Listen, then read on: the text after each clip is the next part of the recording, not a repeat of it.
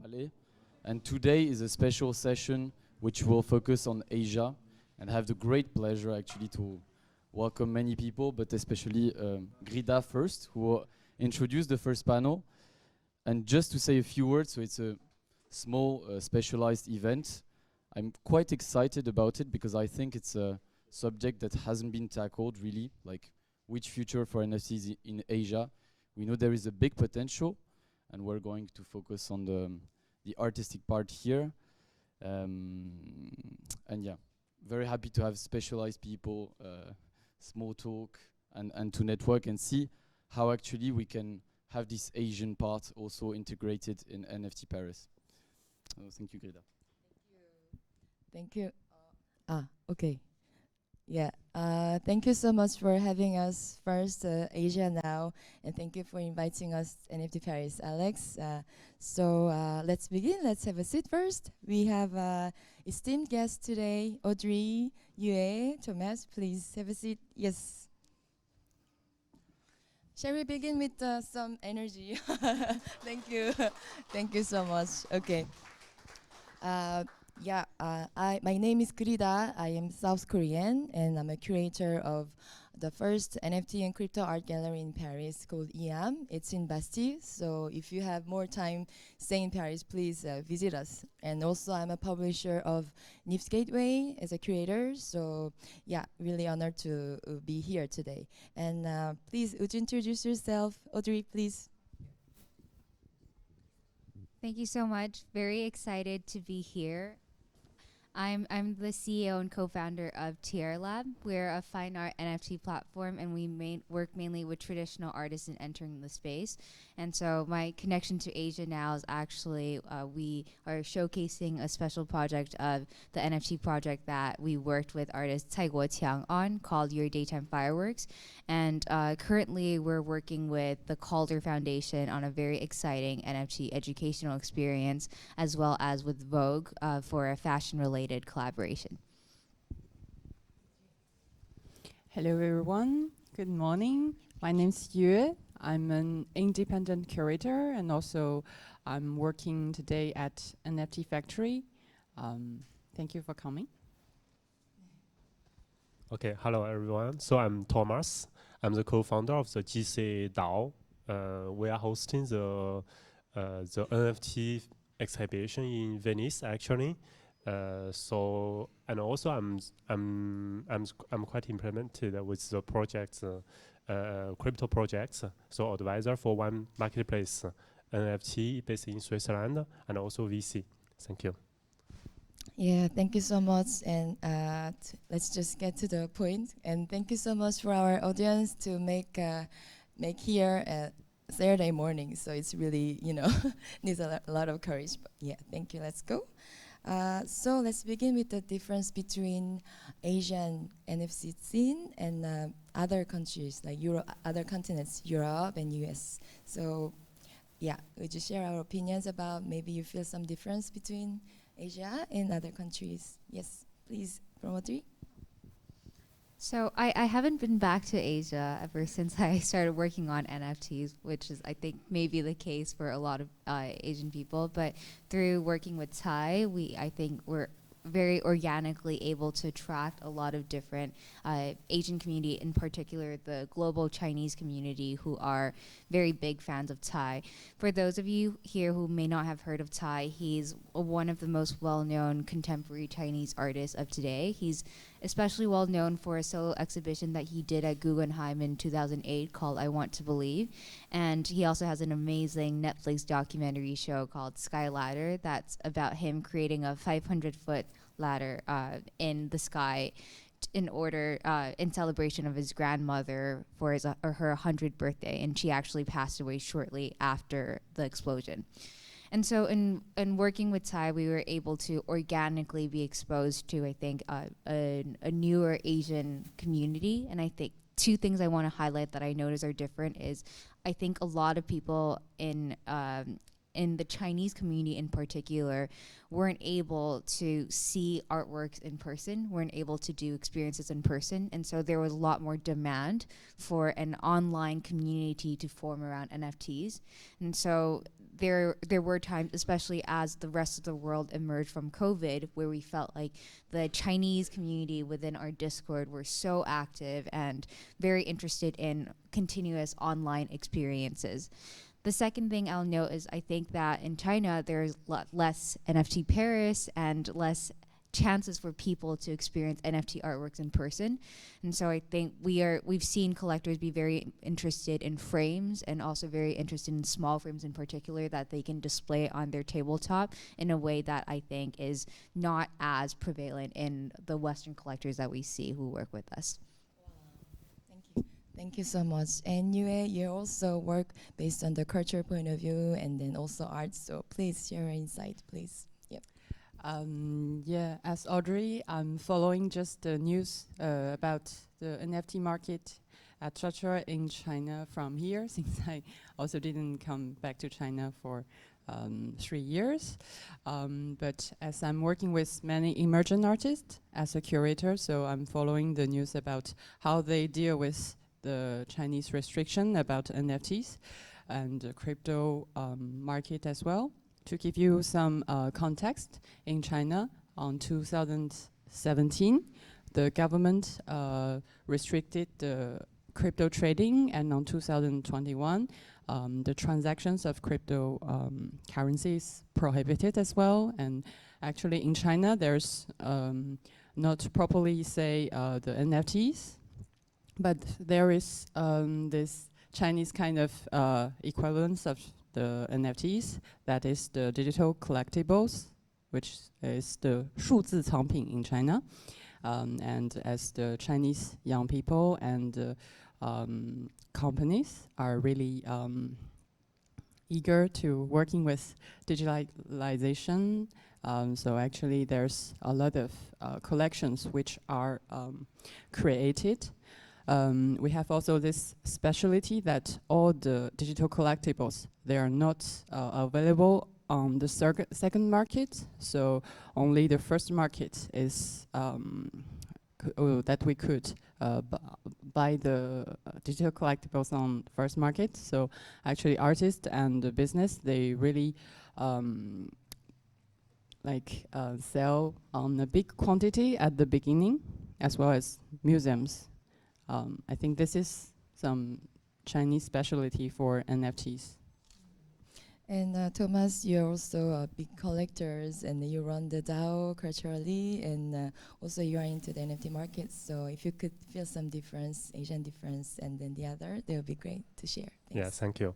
So I'd like to provide quite that means today with art part perspective, and also from my side, I'm quite well involved in the crypto world. I'd like to provide somehow kind of crypto perspective difference between Asia Pacific, Latin American, etc. So globally speaking, that means crypto marketing, including of course NFT transaction. And today, I'd like to say, according to the report by Repo, the most active marketing today is Asia Pacific and Latin America. That means in terms of because people there are quite optimistic with this type of upcoming projects, upcoming crypto assets. And afterwards, we can see there is so much less, it's a little bit less enthusiasm of crypto trading, extracted from America and also African market. And today we can see a very conservative situation. Of course, beginning of this year, we can see a huge increase in Europe as well. So today, I'd like to say European is coming up with the trading, with the transaction of the NFT world. This is one side. And specifically, what's the difference between the, that means Western world, European, American, Latino, and with the Asia Pacific marketing today? I can notice that with the transaction, on-chain transaction, difference is people, there is a younger investment culture in Asia, which is trading, actively trading, and which is different from the European and American Latino culture, which is to buying and holding the NFT. So I'd like to say this is one difference, actively trading. This is one topic. And the second topic is in terms of the difference in Asia is people are extremely enthusiastic, extremely optimistic with the NFT part. Of course, one side is during the COVID situation, everybody is locked down, especially in China. As mentioned by Yue, in China, a lot of people locked until now at home, and we would like to be connected to the virtual world. Somehow we can see metaverse and also internet world. So people has a trend to trade, to buy and sell the NFT with the fact to say we are a part of the community, we are connected to the people, and also they want to show the profile. Just like in Europe, it's the same case today. So I would like to mention later in terms of the different PFP projects and why we would like to have to buy what's the trends, for example, for the Bored Ape, CryptoPunk, extract. Thank you. Yeah, if I build on that, Korea, no, I mean this one is later, but Asian culture, I think it's about the community. Of course, we talk about Web3 and blockchain NFT. Community spirit is very important because this is also we share each other and bringing the culture together. But I see Asian culture, especially the community movement, is very active because of the language barrier. Because blockchain is born for English based, so in Korea and Chinese, like Asian culture, we can't speak English very well. So except few people. So what happened was elevating artists who doesn't speak English, and then just bringing with the community together.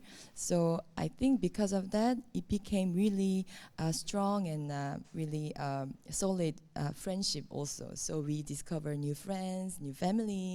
Someone just married into the communities. All this humanity action could be really active more than the European and US country. So even we are in the same Asia, so we talked about Asia and the other country culture. How about we talk about each countries, what's the dynamic between each country is happening, because South Korea, China, Singapore, Japan, each country has some original movements. So how about, listening from Audrey first. So once again, because I haven't been back and I also don't speak I don't speak Korean, even though I am a fan of Korean culture and K-pop, I think I can only speak to Chinese culture. And I think what Thomas said is really right. You do see, I think there are a lot of people in China who are working in the crypto space who were with the regulations had to switch their mindset. A lot of people actually left for Singapore, which has become more so a Web3 or crypto hub in Asia. But in China in particular, I think the attitude it's difficult for traders who are used to operating around cryptocurrencies to start to learn about collecting NFTs as art pieces, or even collecting collectibles and thinking about the value that just the community can provide if the price is not going up. So I see that sentiment relating to price a lot more within a Chinese language speaking community versus in the English speaking community that's with us, that is usually more focused on discussion around the art rather than a discussion around the floor price and things to do with trading. Wow, thank you.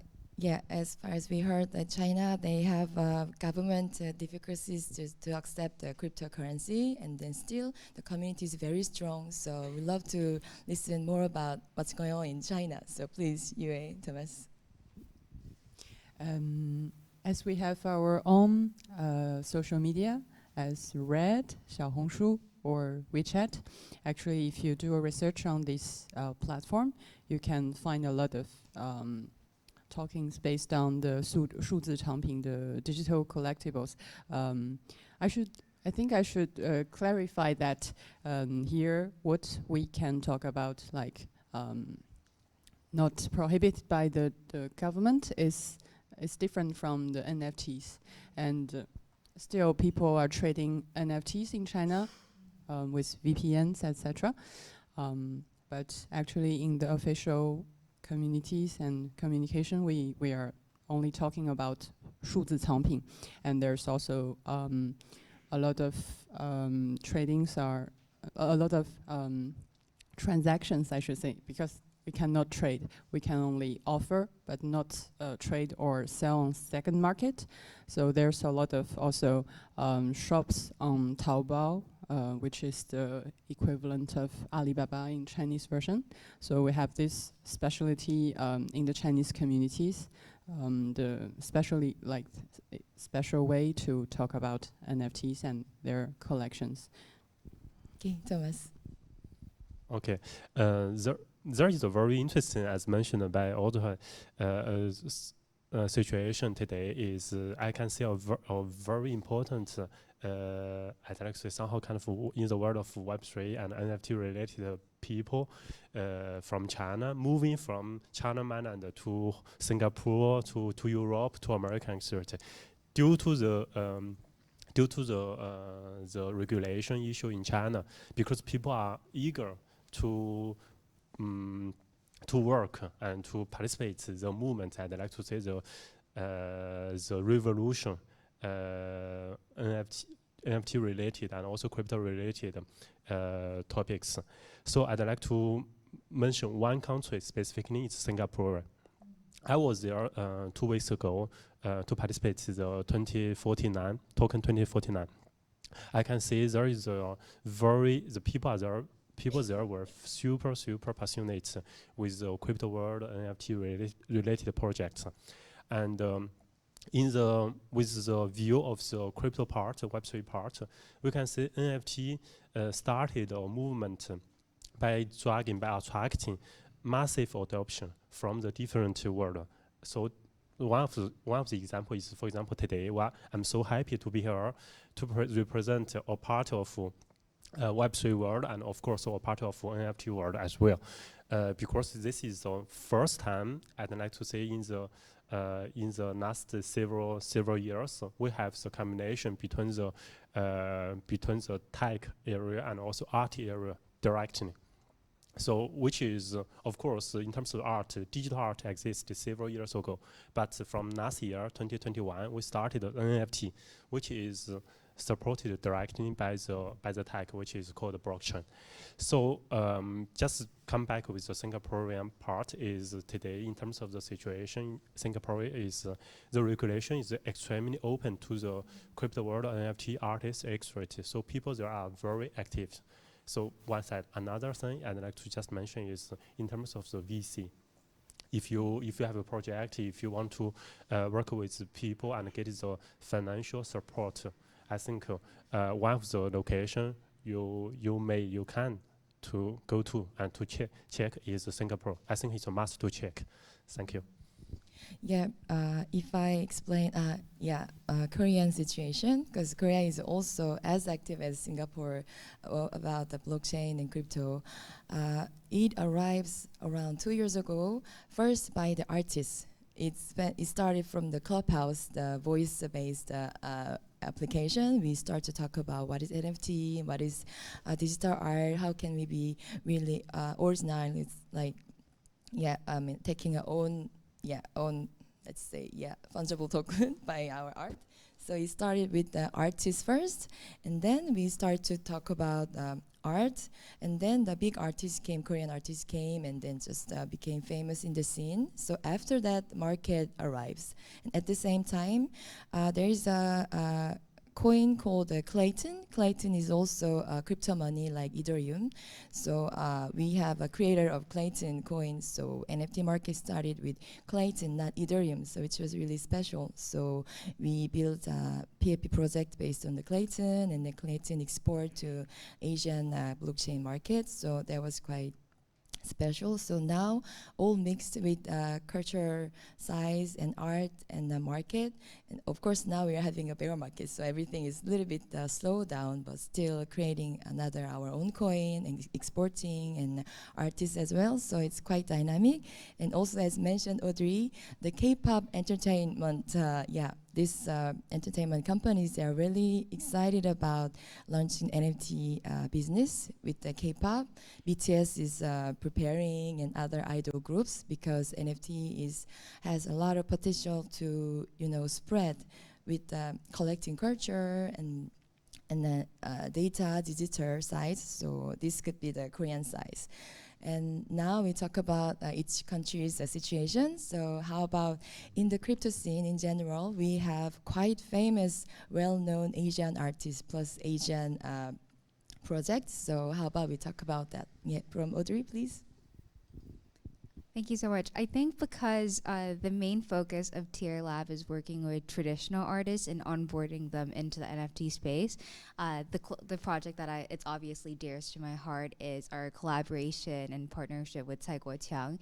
In April, we did a 7,000 edition NFT, limited edition NFT called Your Daytime Fireworks with Ty, and we actually sold out within 1 minute and 2 seconds, which was really crazy. But I think if there are two things that I can highlight about the project that I think for TR Lab, we care a lot about integrated education, and for the collectors that are coming, we really want them to learn more about the artists and learn more about the art that they're collecting, because we see ourselves as an art platform, not as a collectible platform.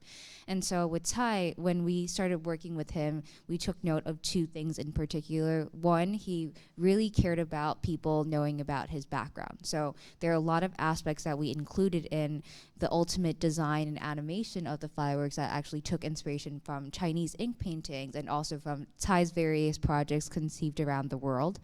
The second thing is Ty said to us, he really wished that he could co-create with his collectors. He's always said, people always ask me, what is it like to set off fireworks? What is it like to set off explosions? And honestly, there are things that I can take into consideration, things like weather and location, but it's really a journey of surprise and excitement every time I set things up, because I don't know how things would finally turn out. And so we worked with Ty, and what we created is actually a really interesting project where, as a collector, you would actually buy a digital firework packet. And then with NFT technology, we set a Thailander, which was a calendar that ran over 45 days. And every day it would be in a different location, like China or France, with different weather conditions and also with different safety regulations. And all of these are taken from an almanac that we put together on Ty, where we went through the A to Z of different personal events within his life and exhibitions and partnerships that really meant a lot to him. And so as a collector, you actually need to go study the artist and dive into his background, learn about his projects such as Skyladder, which was conceived in Quanzhou, China, and then go from there to decide when you want to set up your firework. So it was a co-creation journey between the artist and collector that I thought was quite special, that allowed for the collector to learn about the artist in a whole different way. And Ty was actually invited to speak at the Cartier Art Talks in May, and he very kindly highlighted the fan art that was created from his collection. And that's actually how we started talking to Asia Now about the interest that the French audience had in what Ty was saying for his NFT project. So if there's one last thing I can say, it's also really interesting how boundaries are really blurring within the NFT world, where obviously we're talking about Asia art, Asia NFT artists, but they're also really being put on the global scene.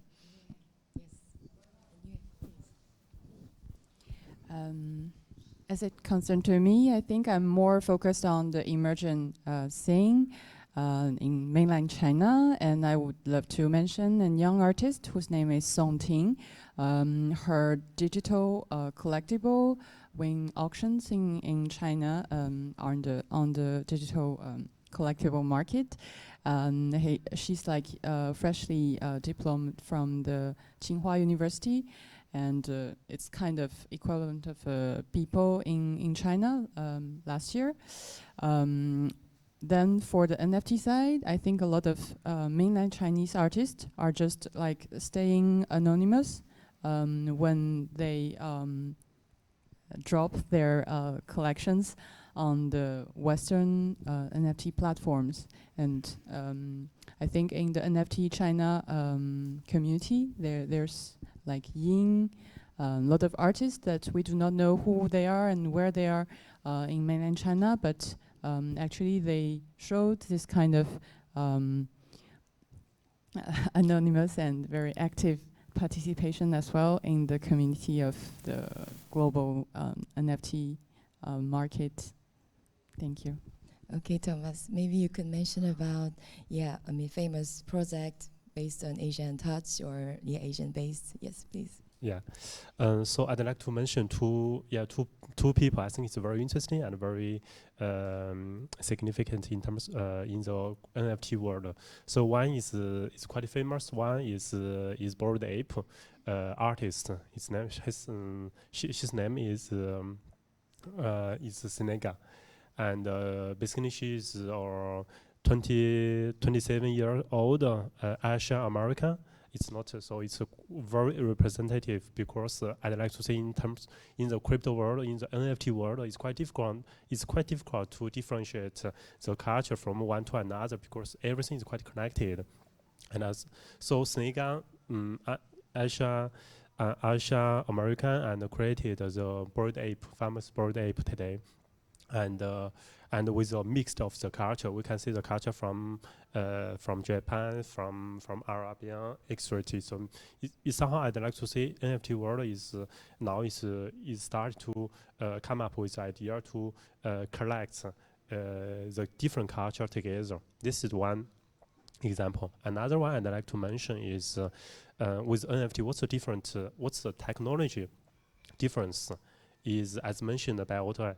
They are collaborating with Jiechang. They NFT provides the possibility to collaborate directly with the clients, with the customers, which is quite different comparing several years ago with the traditional art world.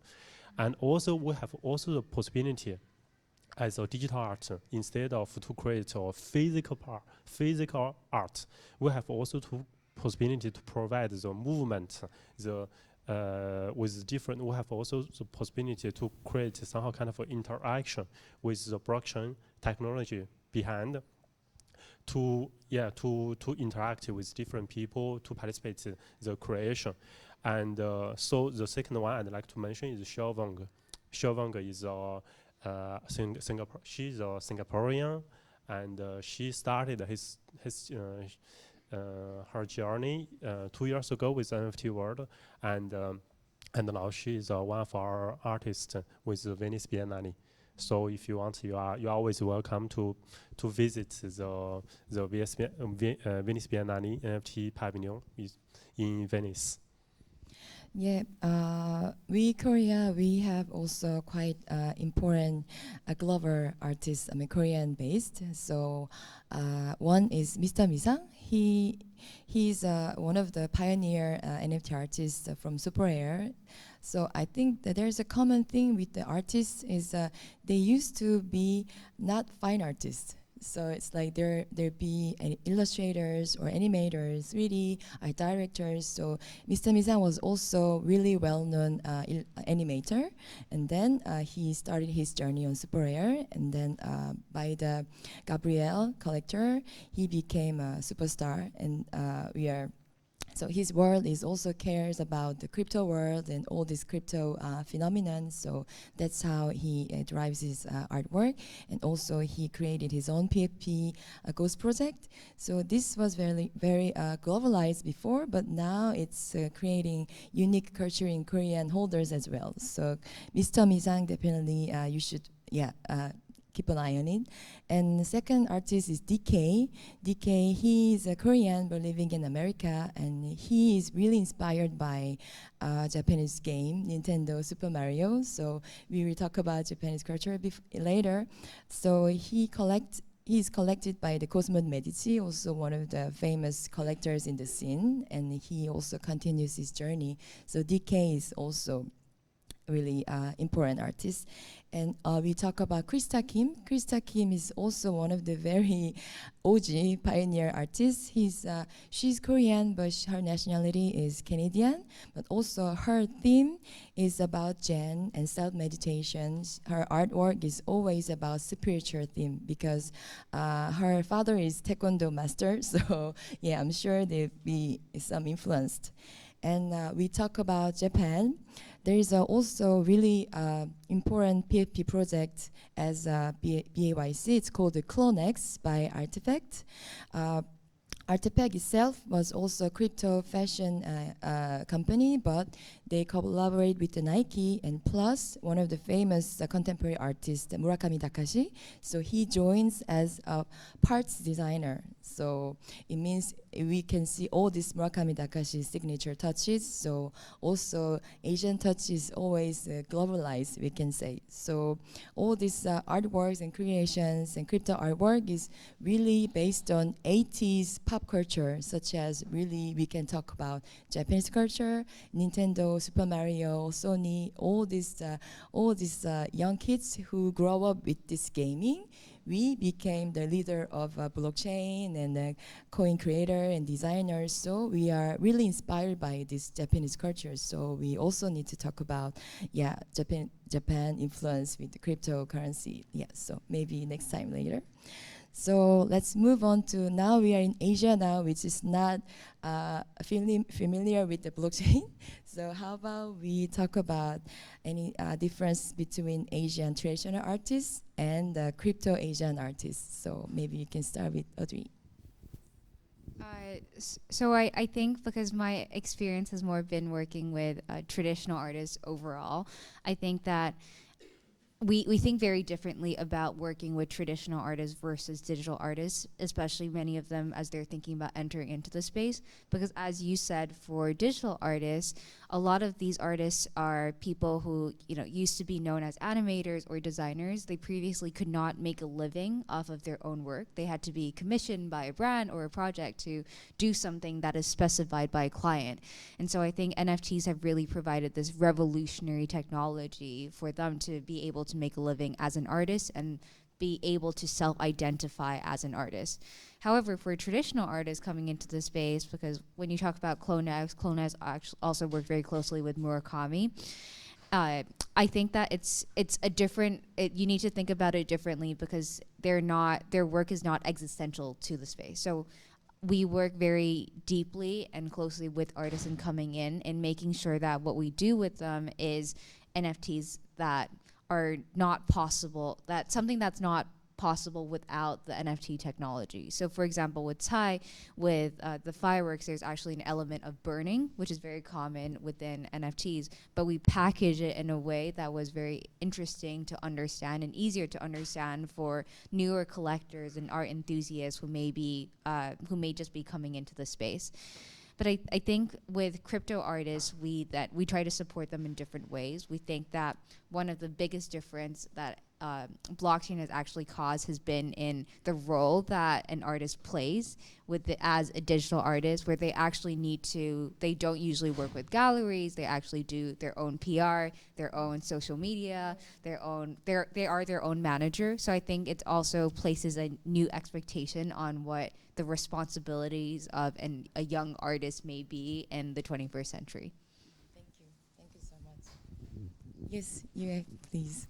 Yeah, totally agree with Audrey that I think the crypto art artist who's like native on NFTs and crypto art are like in connection directly with their collectors and community. So in the crypto art world, I think the middlemen like galleries, even art fairs, are not really, I should say, key players of the market. But to onboard more traditional artists into the Web3 and crypto world, I think middlemen are necessary as curators or art fairs, galleries. There's a role to play that to explain to them what is the blockchain and how to really get empowered by the NFTs creation with better transparency and tracking system of the transactions, etc. So I think there's a lot of things to work with traditional artists to enter into the crypto NFT space. Yes, Thomas, please. Yeah, I think it's always a challenge for the traditional artists to enter into the step into the NFT world, NFT art world. It's extremely a challenge for Asia Pacific artists because we are considered much more conservative, and but with the crypto world, with NFT world, we need to always the artists to step out and to talk, to build their own channel to communicate with the community, with the PR part. So I think it's quite challenging for them. And in terms of the difference, it's with the traditional, as you mentioned, the native digital art world, NFT artists, they have the habit to directing, to dialogue, to discuss with the community, and they can do it directly with the digital art. But for the traditional artists, they have it could be somehow we discuss with several traditional artists. They are quite famous in the traditional world, and of course it's always a challenge for them to step into the new world. Perhaps it's not necessary. It's quite okay, and it's perfect for them to stay with the traditional, I'd like to say, typical world. It's not necessary to come into the NFT, but if they want to come into the NFT world, the challenge is somehow, of course, this is always the point we'd like to mention is we have two methods. The first method is to convert directly the physical art into the metaverse, into the physical virtual art. And we have another method is we do it directly with the digital method. So this is, I'd like to say, the first one is somehow is quite acceptable for the traditional artist, but the second one sometimes is really a challenge. So I'd like to say it's both challenge, yeah. If there's one thing I can add to that, I think one of the things that we haven't really discussed yet is also other uses of blockchain and NFT technology, because I think for traditional artists, they're actually so interested in NFTs, not just because of the possibilities that the new medium and technology can offer, but because they've never had access to their secondary market. So historically, if you're an artist and if you artworks are selling at great prices on the secondary market, that's not something that you can track, or that's not something that you can take part of. And so artists and creators have always felt like they've been left out of their own work and their own sweat. And I think I've heard a lot of traditional artists also talk about not even just thinking about coming into the NFT space, but potentially making it so that each artwork, physical artwork, is tied to an NFT that they can track and that they can basically benefit as they should from secondary revenue. So that's something that we think about a lot too. That's a very interesting point, yeah. Yeah, if I build on that, for me, I see like you had mentioned, in generally, crypto artwork, they kind of removed the middleman's job, because the market itself, they are the galleries, and then the artists, they could upload, let's say we call mint, they could mint by themselves. So it means all the gallery's job, middleman introducing and promoting, is kind of disappeared. But because of that, all the middleman's job goes into the artists. They have to show themselves. They have to be active in the scene. They have to try to sell their artwork. So all this tiredness comes to the artist. It means we are Asian people. I would say, I don't want to make a caricature, but still we have some we have some things that we are a little bit kind of passive. So introducing ourselves among these English speakers in front of the collectors, we are, I would say, we are a little bit nervous or a little bit silent. So that's why Asian artists who has a lot of active personality or who is comfortable speaking English or who are really natural to talk his work, they are the one who has more, I think, chances for now. But because of the communities, because of the crypto markets, they are opening the galleries opportunities, which is Super Race, Super Space, and Nifty Gateway. They also open the publisher, which is they are welcoming middlemen. So it means middleman's job is also starting in this crypto scene. So I would say traditional artists, Asian artists, they are less stressed by promoting all these things because they can just concentrate on their own artwork.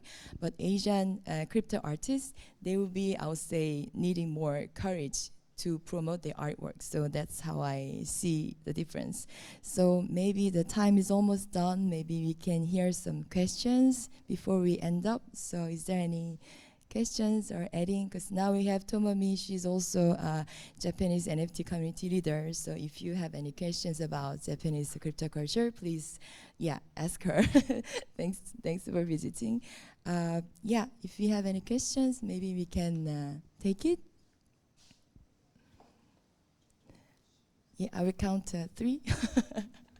3, 2. Yes, please.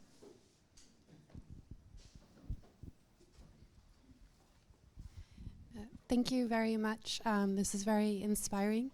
And so my question is, have you noticed that females have gained an empowerment through the NFT technology to reach financial equality? By any chance, has it helped in a way? Thank you. So we had the fortune of working with a well-known NFT artist, Blake Catherine, and she was one of the most famous female artists in the space who entered in very early on. But Blake also just recently actually collaborated with a K-pop girl group called aespa for an NFT project at Sotheby's, I think just a few weeks ago. And what we did see with Blake, however, and I talked to the artist about this at length, is that in the crypto scene it is overwhelmingly men. Like, I know that you see 3 women on this panel right now. That is usually not the case, and I think that has made it so that the market actually is more filled with well-known male artists rather than female artists.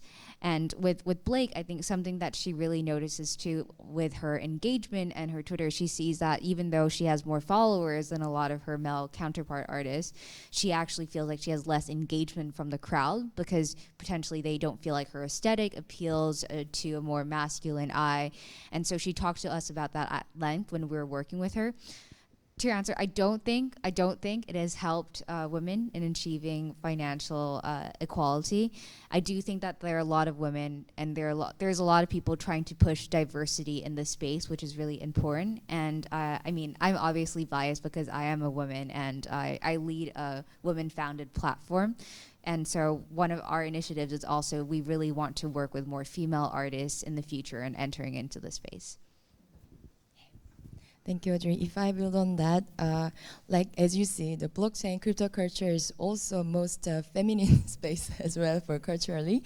And what's interesting thing is crypto culture, by the same crypto, it means there are a lot of artists who is undoxed. It means acting as anonymous. It means we don't know they are female or male. So it's really the game of their work and their personality. Maybe we can hear the voice, but with the text, we can't guess. Though this is, I think, as I've experienced, our blockchain culture is, I think, the most diversity, ecosystem equals. So yeah, hope you are happy for the answer.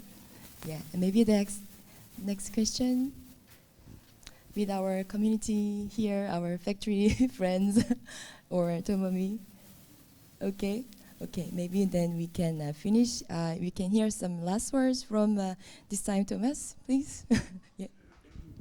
Yeah, So from my side, I think today with the NFT world, NFT industry is quite new for everybody. Even for me, okay, I started beginning of 2021, which you consider it as OG of this world. But end of the day, if I just drop back with several weeks, it's quite difficult for me to follow up with trends. So it's very fast moving, and everybody is encouraged, and everybody is enthusiastic and passionate with this industry. So just welcome and speak to the people you want and collaborate. And the future of the NFT world, I think it's ahead of us. Yeah. Yeah, I should say that we are still early in this space, and we need more artists to build in this space and more women as well to contribute into this space. Even though we are Asian, but we're also contribute to the French ecosystem of NFT space. So I think this is a world which is really globalized, and you're welcome. Please, Audrey. I also just want to thank Asia Now for bringing us together. I think it's awesome that they're taking the initiative and the lead to put together an NFT program that is especially focused around Asia. I have never really seen this done before, and I'm just very happy to be here. Yes, thank you. I would love to also thank NFT Paris, Alex, and NFT Now, who can have this early morning fresh situation conversation. It was really great. And the concept of today was talking about Asian focused NFT scene, but actually NFT scene in crypto world is the most diversity, and we care about respect based on diversity. So please feel free to ask us maybe after the talk. And February there is an NFT Paris coming 24th and 25th, so if you could come, you will be immersed by the energy. And also we have right in front of Pompidou, we have NFT Factory. This is the one big building, existing building, that you can see all these crypto exhibitions and education and all this mood. The UA is our event manager. I'm one of the co-founders, and our gallery is also, we serve the crypto NFT exhibitions. So please feel free to reach us. And thank you so much for today. Thank you. Thank you so much.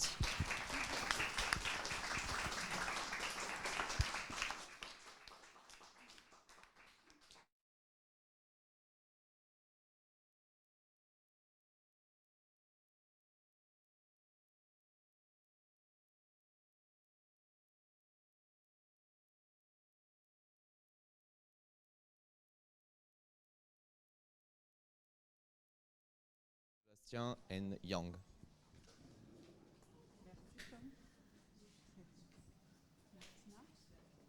Hi everyone.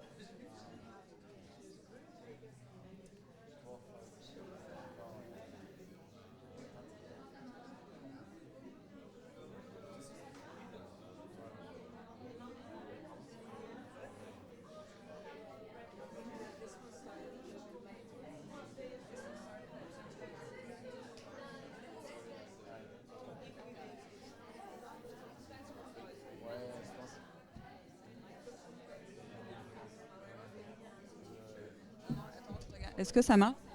Micro. Allô? Jiechang, we can start? Vous voulez que je me mets là? Ouais, mais mets-toi là. Alors, Jiechang, which chair do you want? You want to sit here?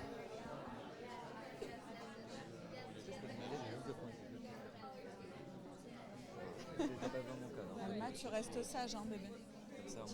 Tu restes sage. Non, Alma, tu restes sage. Hein. Tu bouges pas sur la chaise et tout comme une. Ouais.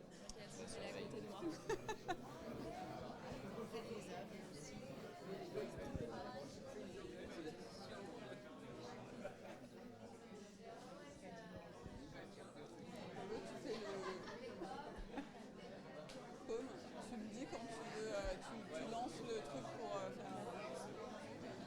pour mettre un peu de discipline dans cette classe. Oui, parce qu'on a une demi-heure de retard, on est d'accord. Ouais. On a commencé à 10h30. Ouais. Et attends,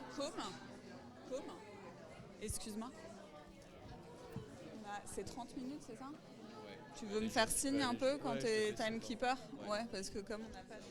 Je vois pas d'heure et tout, tu sais. Parce que les filles avant, elles ont parlé... c'était combien de temps? Je me suis rendu compte. C'est à 25-30. Ouais. Ça fait 30-35 minutes. Ah ok, génial. Donc tu peux prendre 5 minutes de questions à la fin si tu veux. Ouais, bah tu me fais signe quand tu...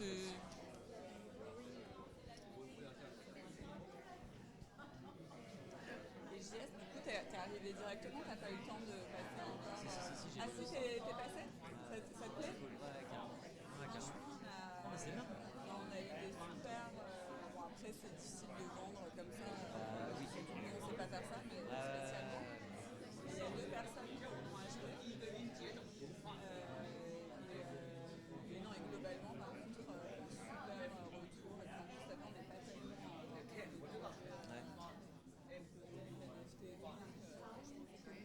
Il va falloir rester un petit peu après pour ceux qui sont intéressés sur la...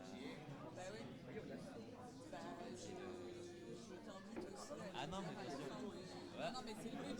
Oui, bien sûr. On a mis des affiches de couleur codée.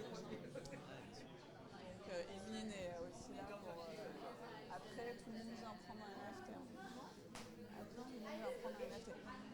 C'est une chose, c'est que Martina voulait pas qu'on ait de calligraphie. Parce que comme il y a sa galerie, c'était un peu... elle connaît très bien le projet. Et donc on peut totalement... Enfin, on va en parler, etc. Mais je pouvais pas les...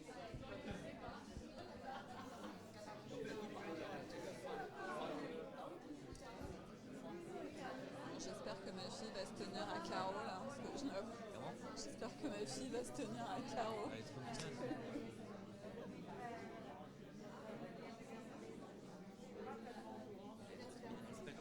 Alma. Je l'ai emmenée parce que c'est le premier jour, tu sais, c'est les vacances. Du coup, j'avais les 2 enfants, j'ai fait ok, j'en prends un ce matin. Tu veux voir ce que maman a dit? C'est pas la première fois.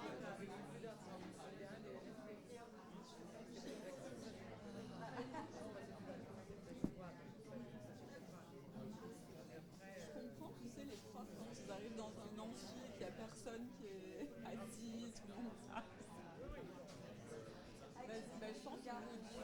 Ouais, c'est bon, nous on est ready. Hein.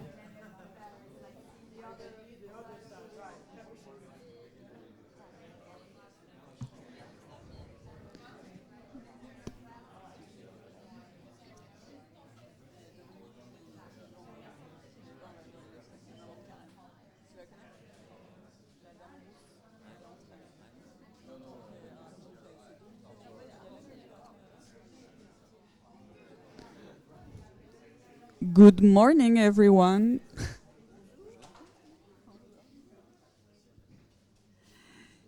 Good morning, everyone. So we are going to start a discussion with, after the previous panel, a very concrete example. We are very honored to be here today with artist Jiechang. His wife and curator Martina, young couple, and Jean-Sébastien Beaucamps from La Collection. They will tell you a bit more about themselves each, and I am Aimie, Ferry Sauvaire. I am the co-founder of Aika. We are an art and tech platform, and we're helping institutions and artists and also brands to enter into the Metaverse and NFTs. My co-founder, Karen Levy, who is here also at the first row, is herself an art collector. And her and her family collects Chinese contemporary art. So they have been knowing Jiechang and Martina for years, following their work and also inspiring them working together. And today we are here to present you and explain to you how we built together a project to create series of NFT that became today emblematic. So I will just let you introduce yourself, Jean-Sébastien. I think we have sorry. Thank you, Aimie. So yes, I'm Jean-Sébastien Beaucamps. I'm the co-founder of La Collection. We're a platform that started working first with museums, institutions. So we started with the British Museum last year, 1 year ago. Then we also worked with a museum based in the US called the Museum of Fine Arts of Boston and the Leopold Museum based in Australia. Our objective is really to support this institution in embracing this new technology, in engaging with a community that is very complementary to their traditional public. You know, most of the institutions I'm talking to are telling me that main issue they have is that their public is mainly composed of retired women. And so they have to find and to reach new audiences that are younger and more international, which was even more difficult a year ago during the pandemic. So this is one of the concrete example we had. So we created what we call digital lithographies, meaning that based on artworks from the museum collection, we will create a limited number of edition of NFTs representing this collection. So it was the first step. The second step is also to support traditional artists in embracing as well this new technology, in engaging with this new community. And so we'll come back to it, of course, but this is the reason why we worked with young Jiechang. And today we're also working with digital artists. And in this case, this is the opposite, let's say, side, meaning that we're trying more and more to introduce these digital artists into the institutions, because we think that today these digital artists have their place in museums. We see more and more digital artists in museums, but we'll see much, much more in the future. You have the MoMA who just announced that they will sell part of their collection to finance a project dedicated to the acquisition of NFTs of more than $40 million. So, and this is just the first step. There are other museums that are thinking of buying NFTs to complete their collection with this new digital art. I'll let you the mic to Martina. Thank you, Thank Martina. Yes, I'm Martina Köppel-Yang, and I'm specialized in contemporary Chinese art. I'm a curator. And we embarked on this virtual adventure on the invitation of Aika and La Collection, and well, we'll see what is going to come and to happen. Thank you, Martina. Young Jiechang. Yeah, hello, I'm Yang Jiechang, artist. So when Karin asked me to make something for the NFT, I was difficult, you know.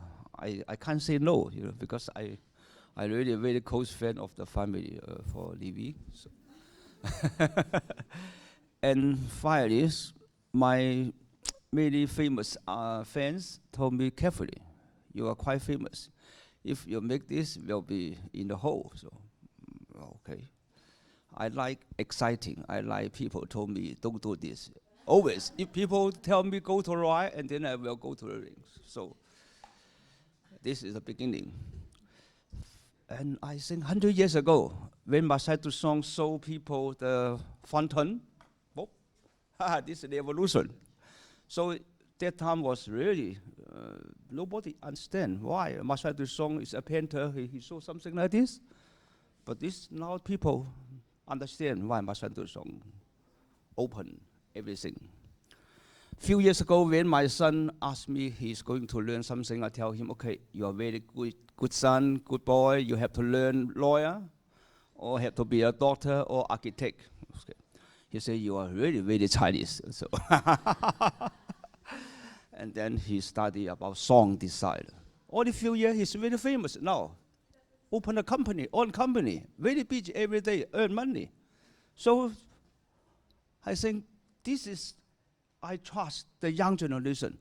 They are really open something new for the whole world, like Marcel Duchamp. So this is why I'm very excited. Today we really did 2 times NFT. Hey, we can sell something. Okay. Nice. So it means important. It's not about a fate. It's you have to do something in the future, and you have to show them how the taste. The taste is very important. I saw many NFT in China. The taste is very cheap, you know. The taste is very kitsch, very low. So this is why I really want to do something which Karin, which Jean-Sébastien. Look, they are very shining. They are beautiful people, you know. So we have to trust them. I'm sorry, I'm artist. So I speak something, very open. So. Right, like this? Yes. Perfect. I think you all felt the energy of Jiechang, and you can start to understand how an artist from not a traditional artist, but an artist from the traditional world can explore this new medium of NFT. And what is also very interesting, and Martina told me this sentence because I say, wow, I'm impressed that young Jiechang said yes to do the NFT. And she said, but you know, he always tried new medium because in his art, he worked with ink, he worked also already on video performances, on different installation, and also on sculpture. So for him, and you tell me if I'm right, but trying the digital medium and NFT and this new way of thinking was just natural in his work, and so it was really amazing because I think it's quite a special project because we were involved since the beginning with Jiechang, Martina, who curated also a lot of already projects on the metaverse with Karen, her family, and we started this project with Jean-Sébastien. So we thought about it all together and what we will do for NFT. So let's go into the project and let's talk about the 2 series of NFTs we created. So the first one, Jiechang wanted to choose a video. So the NFT is a part of his performance of the work Ho, and it's a video. Jiechang, would you like to explain a little bit? Thank you, Karin. She asked me to make something very easy, so I don't know. And then I said, okay, because during the COVID time in Paris, there are some week they are closed. Okay, we cannot go out. So we don't know the future, very sad. And finally, I heard something in the evening. Some label, they make laugh. Oh, very crazy. They, how to say, Jiechang, the crying song. Okay. Wow, I was very angry, but exciting. So after I feel, this is Paris. Because they cannot close them. Even they cannot go out, but they use the voice to wake up people. So I think, okay, this is the French culture. They are feeding. So when Karin asked me to make the video or to make something easy, okay, I just copy the voice of the guy how to make laugh. So this is the first game. Nice song. Huh? Really nice. Yes. Martina, would you like also to tell us about curating also this project? It was, I think, also new for you, and we met Jean-Sébastien. We worked also hand in hand with them. How was it for you as a curator to integrate this new medium into your work? Well, I thought it's important that the new support, the NFT, shows a continuity with Jiechang's oeuvre. And so I thought the best thing to enter or to introduce his work into a new support is calligraphy, because calligraphy is something very immediate. It's something that is omnipresent in Jiechang's oeuvre, and it's something that can convey a message aesthetically and also a content very easily and immediately. So that's why we chose a calligraphy, and why a video. I think Jiechang also thought it's important to have action, to introduce action as an element into this NFT. Very interesting. And also Jean-Sébastien, as with your NFT platform, you started very strong because you launched the first project with the British Museum and digital copies of Okusai. How was it for you also to work this time directly with a living artist and such energetic artist of Jiechang? I will remember, I think, for a long, long time, the first visit in your studio, right after COVID. It was a moment where I think in France or everywhere, people were quite desperate. I think the general mood was very, very negative. And then you arrive in Jiechang's studio and you keep smiling. And the topic he selected is around joy. It's around happiness. It's something very light, simple, and it's really helping us to, take some distance with the news and coming back to things that are a little bit more simple, but that are positive. And I think this is really the role of art. And this is speaking to me because the reason why I created La Collection is because I was, during the third lockdown in France, I realized, and I was so frustrated not to be able to go into museums and galleries. This is the right moment where I realized that I had this kind of ritual where I was going to museums or galleries at least once a week. I didn't realize before that it was this ritual and how important this ritual was for me. It was a moment that was my breathing moment of the week. This is a moment that I have kind of, it's like meditation for me when I really like art. It's like time is stopping and I can focus my mind only on one single thing. Can be positive, can be negative, but at least it's impacting me. And if I don't have it, I can feel that I'm not well focused on my work, on my personal life. And so I was really feeling this this miss, not being able to do it anymore. So I decided to find a way to enjoy culture in a digital way, in order to be able to enjoy culture even when these institutions are closed. You have to remember that during the third lockdown, we were in a situation where we didn't know if we would have a fourth one, a fifth one, or if in every quarter or every 4 months, we will need to lock down again and again. So, and we don't know if it's going to be a repeat, I hope not.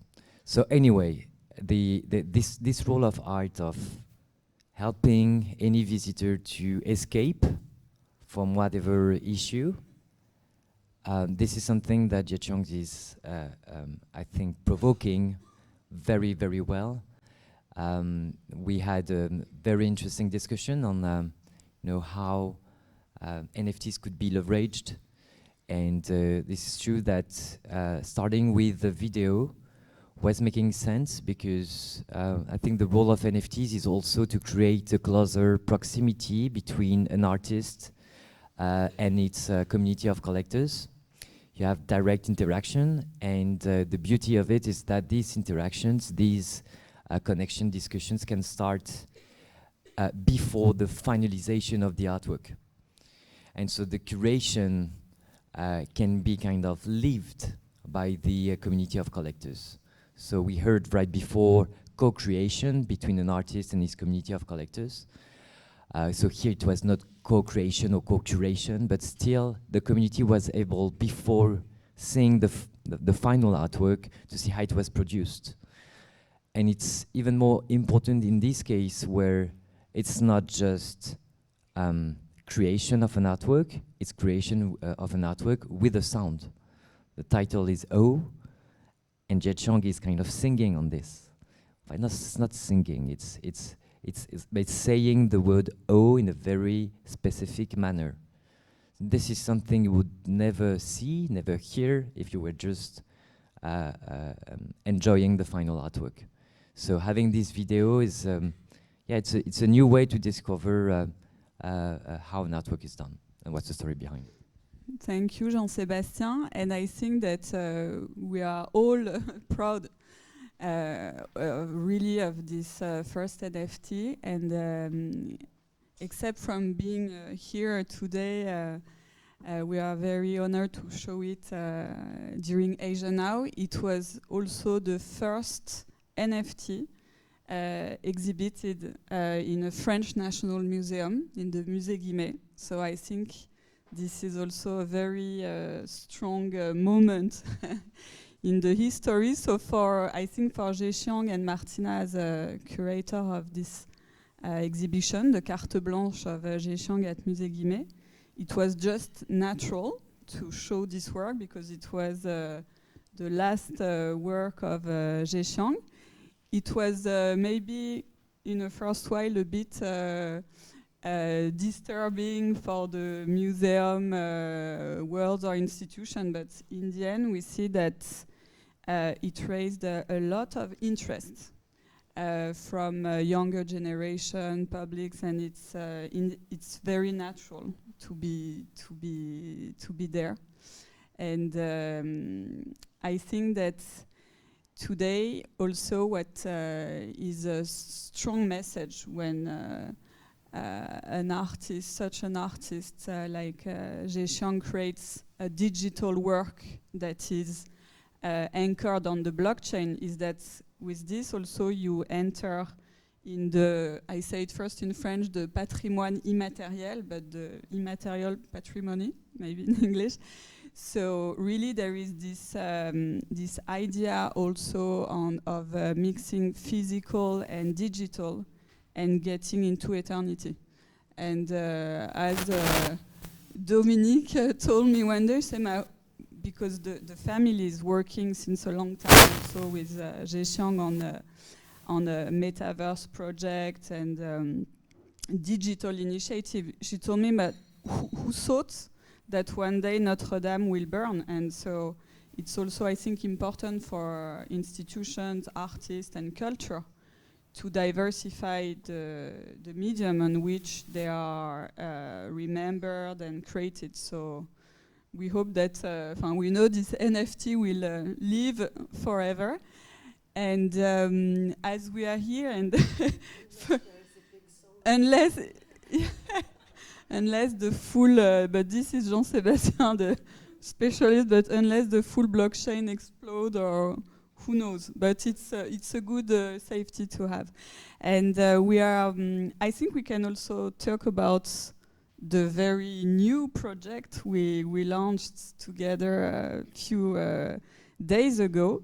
I love the title of the collection of NFT, which is Possible, because I think it's really at the image of Jiechang, is that everything is possible everything is okay. So Martina, maybe. So sorry, the collection is made of 5 words, and every word is declined into 20 unique drawing. And Martina, I will let you tell us about how, together with Jiechang, you created this concept, because what I think that is very interesting is that the physical creation was inspired by the NFT thought and the NFT view. So I let you explain to us. Thank you. We thought it's of course important that the second chapter of our collaboration is a continuation of the first and makes a sense also in his oeuvre. And Jiechang worked on calligraphies very often, and very often these are exclamations or short sentences, words like possible or difficult, and very often they are also written in layers. So you have one layer, then a white layer, and then a second layer of calligraphy. And so we have we chose 5 words together: possible, difficult, ping pong. What was the other one? Oh my God, and perfect. And so everyone can pick a word that means something for him. And in the creation or writing these calligraphies, actually Jiechang was influenced from his first experience, because he actually, doing the video for O, he realized that in the end, as an NFT, it will be very short. So he included into the creation this time a very fast movement that you will see as splashes on the individual calligraphy. So there is some kind of more immediacy even in these works visually. But Jiechang, would you like to say something? Okay, I'm very lucky, man, because I have a wonderful wife. And everything she say, if I do it, and then I follow. So very simple. Yeah.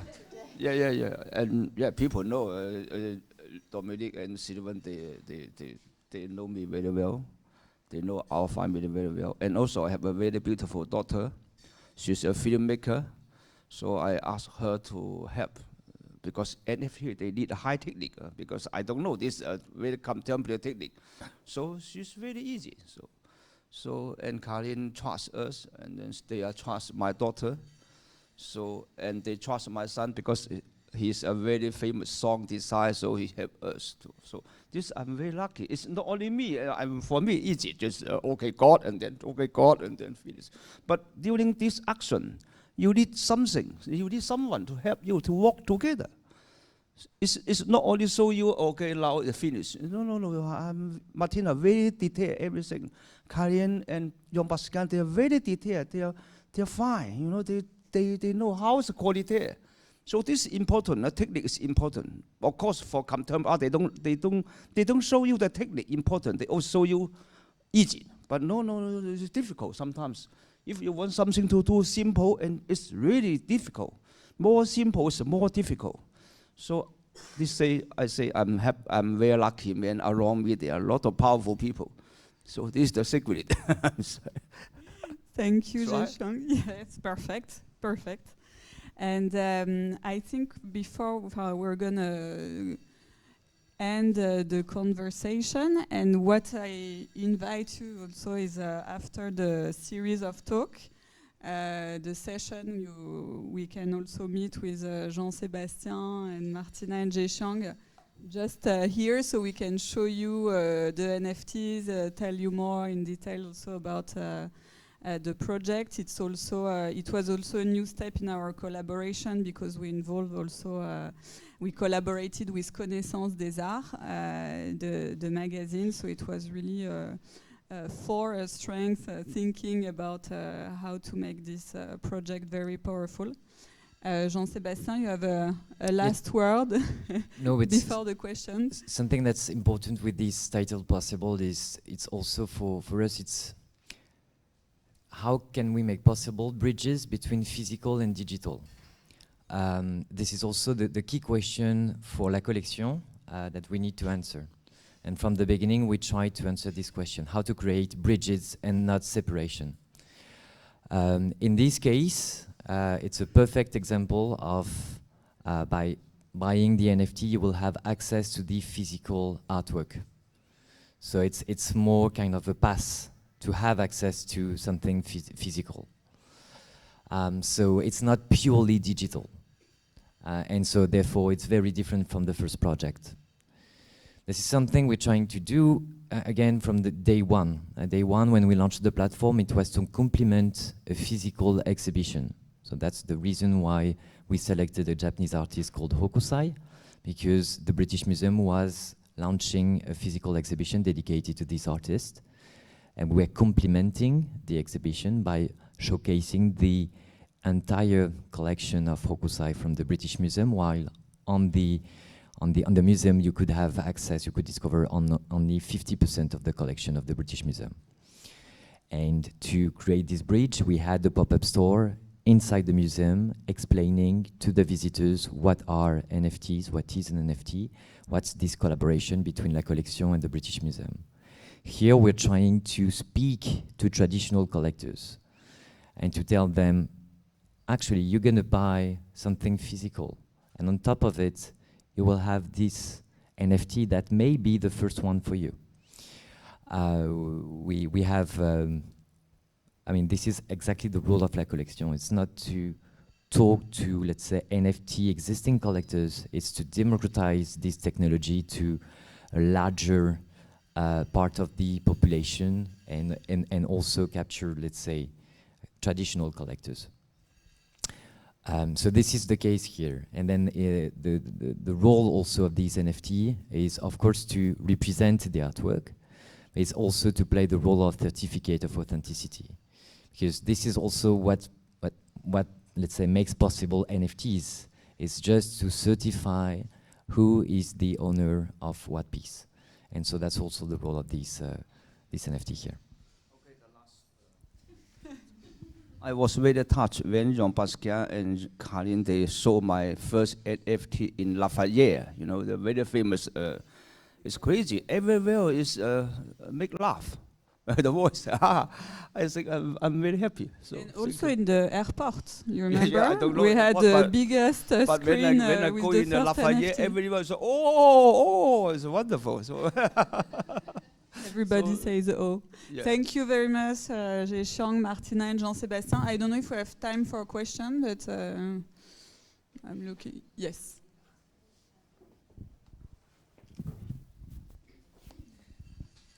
Hello, thank you so much. I'm the previous panel, Grida, and just first of all, I'm really a big fan of La Collection because as an art history lover, this is the amazing bridge between art history and then the future NFTs. So really, when I saw the Hokusai ukiyo-e drop the first time, that was really amazed, and plus I see the Egon Schiller's drop was really amazing. So museum is also incubating about art history, and NFT is also for the future, so I think it's really interesting. So love to know about the future plan and any other future plan. I would love to know. Thank you. Thank you for your question. I think we can say we have common plans, and also I think that for us what is very important also is to reintegrate NFT into a bigger picture and a bigger world, which is Metaverse. And today, of course, it's very linked, and we are showing the work of Jiechang in the Metaverse as a showroom. And I think what is important is to have social spaces to discover art. And also what is very important is to bring humanity and to combine physical and digital. So today it's true that on all our projects with Aika, what is very important is to show these NFTs. So they are in museum. We show them a lot. We have immersive rooms also in different national museums around the world. And this brings people back together. And I think it's human is at the center of all of this, and it can look a bit, it can feel in the first place a bit contradictory. But I think what we need to do is to create, when we create NFTs or experiences, is to have sense and to bring back people together to democratize art. So this is really the mission we have, and I think that all the parties that we have as an artist, curator, or NFT platform, we are looking into this direction.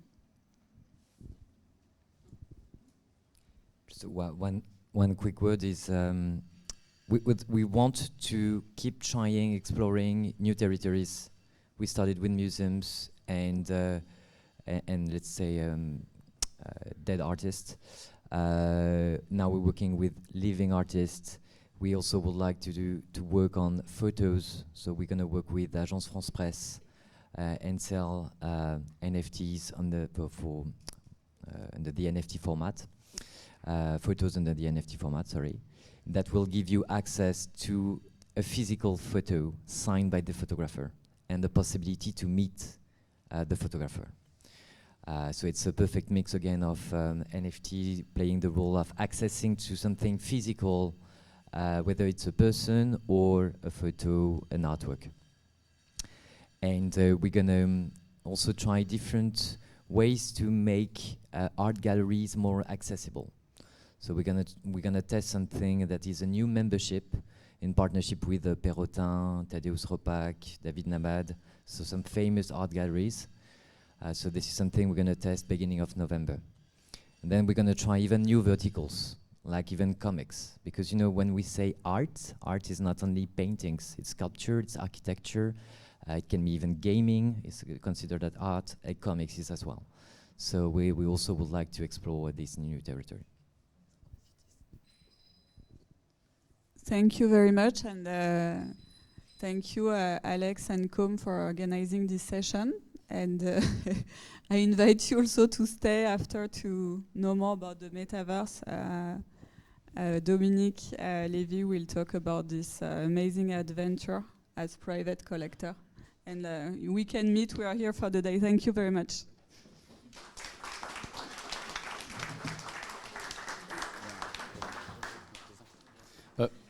Just one quick thing, so we're going to have the next talk just right now. So if you want to take a few minutes, it's okay, but the idea is to really have the next talk in 2 minutes. The next talk is actually about a very interesting topic, which is the aesthetic of the metaverse. So it's going to be Oliva Sartogo first, and then Dominique Levy. So the next talks are all about metaverse, what's coming next, the aesthetic, whether it's better to be hyper-realistic or voxels. And so yeah, let's... et là, les gens... le problème, c'est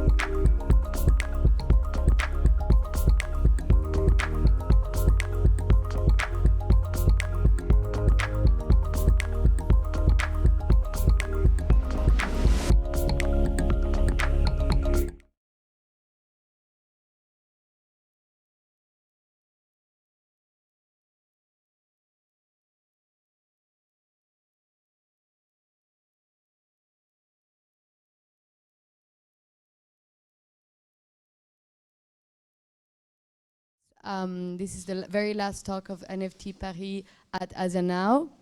So I'm having here on my left Marie Franville, Dominique Lévy, and Adrien Bas Devant. I'm sorry for the pronunciation.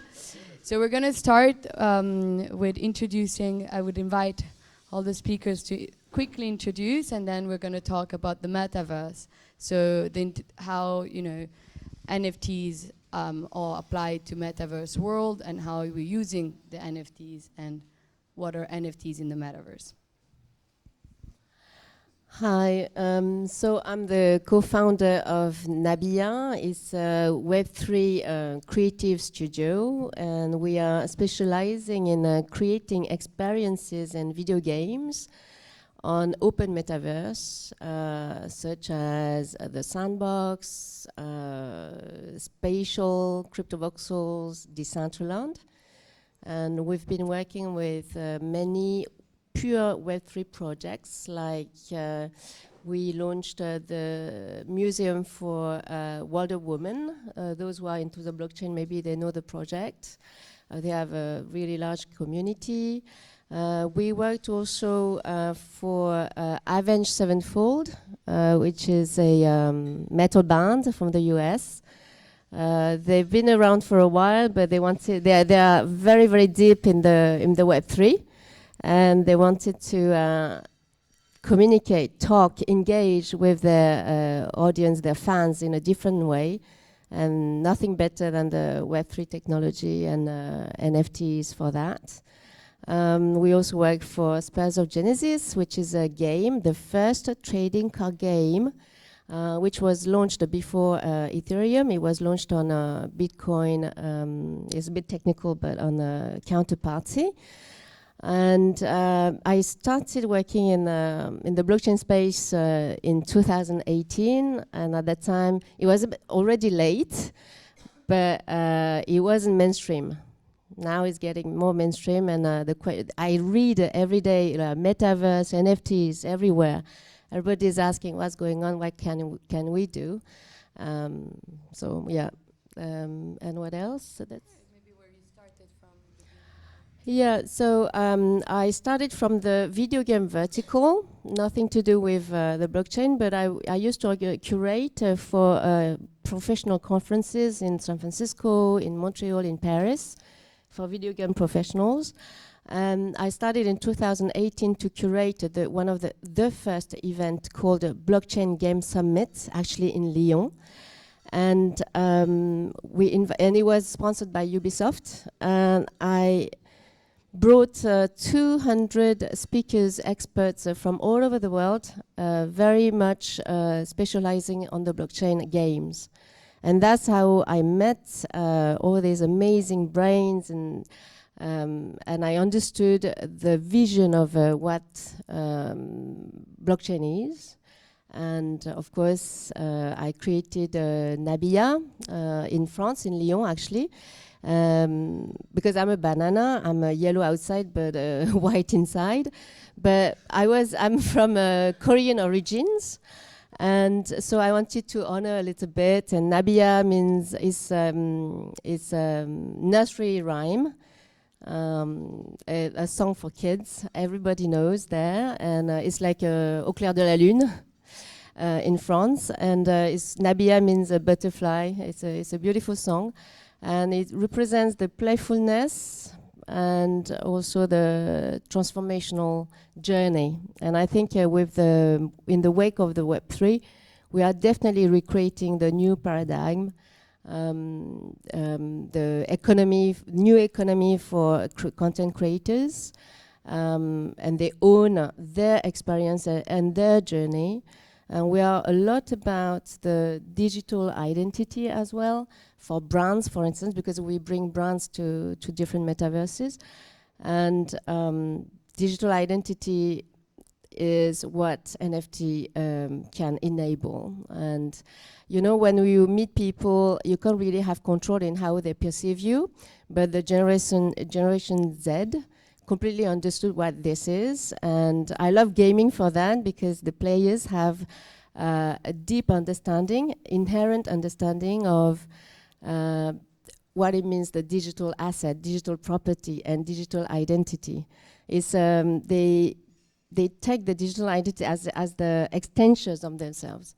So your wallet, all the NFTs you have is who you are and how you are perceived, and you can really control this. This is your NFTs, and you can just show what you want to show. And I love that.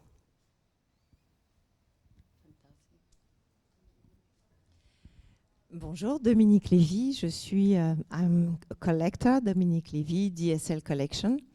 I founded in 2005 after collecting art from 1985. Sorry, it's a long road.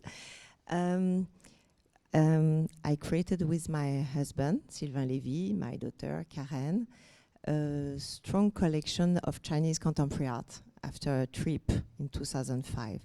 But I'm also with the highest, I'm part of the IHDN. It's the highest institute of defense in France. And we work on the cultural heritage, how to preserve. And from this background, within 1997, I created the first vocal guide for all the museum in Paris, and also for the historical monument in France, la Caisse nationale des musées de France, the first vocal guide from the mobile. It was important for us to experiment all the new technologies as a collector, how to share when you collect art with the public. So it's the reason why, step by step, and specifically with 4 steps, we enter in the metaverse. First, in 2013, we opened a space in Second Life. Then in 2015, we opened the first virtual museum visible with a VR. It was presented in China during an art fair. And it was really a shock for everyone, because for the artists, it was not so easy from the beginning to be on the internet, then in a virtual museum, and maybe today in a metaverse. So the second point after the virtual museum was a video game. We launched last year a video game with a collaboration with a Hong Kongese artist.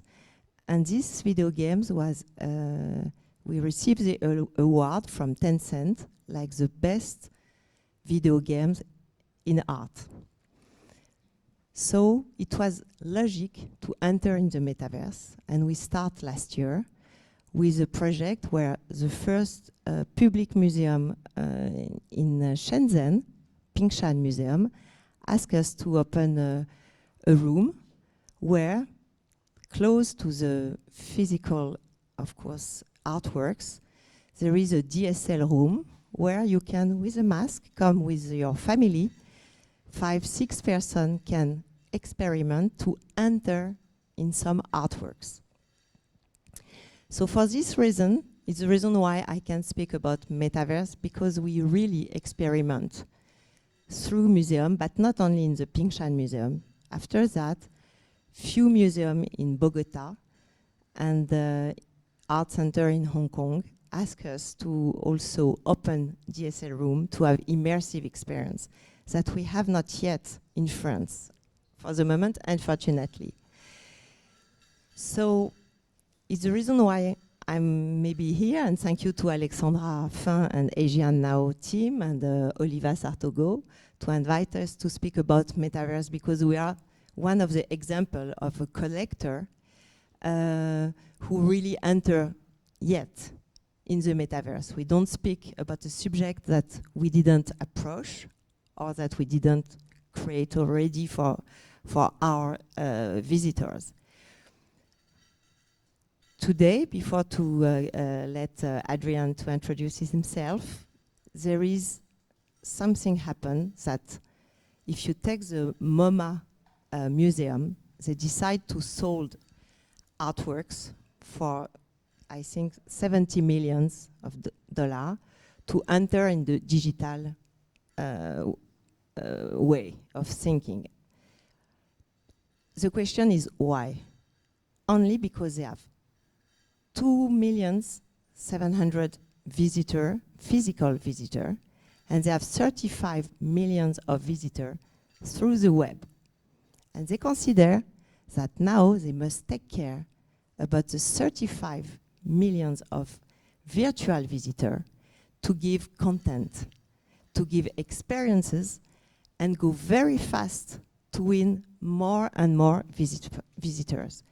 So I met Adrien Badevant to think about how in France we have 90 million of visitors, physical visitors in France. We are the first country in the world visiting by people who want to visit landscape, museum.